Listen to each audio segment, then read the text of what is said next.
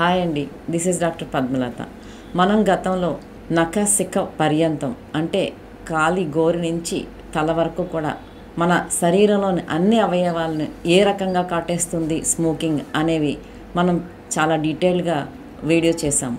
అయితే ఈరోజు no smoke day కాబట్టి ఒక అంశం మీద మీకు డీటెయిల్గా చెప్పబోతున్నాను. అదేంటంటే ఈ స్మోకింగ్ చేసిన వారిలో రక్తనాళాలు కుచించుకుపోయి రక్త ప్రసరణ ఆగిపోతుంది.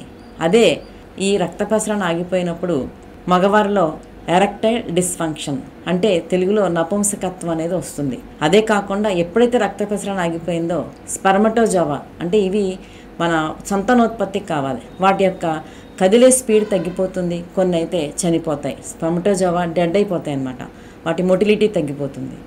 ఆ విధంగా ఉండడం వల్ల కూడా ఇన్ఫెర్టిలిటీ అంటే సంతానలేమికి కారణం అవుతుంది, పిల్లల పుట్టరు. సో ఇంత ప్రమాదకరమైన ఇంపార్టెన్స్ని అలాగే సంతానలేమిని కలుగజేసే ఈ స్మోకింగ్ని క్విట్ చేసి జీవితంలో మీరు విజయాన్ని సాధించాలని చెప్పి కోరుకుంటున్నాను. స్మోకింగ్ గురించి మరింత డీటెయిల్గా తెలుసుకోవాలంటే కింద లింక్ని క్లిక్ చేయండి. Smoking is death, quitting is life.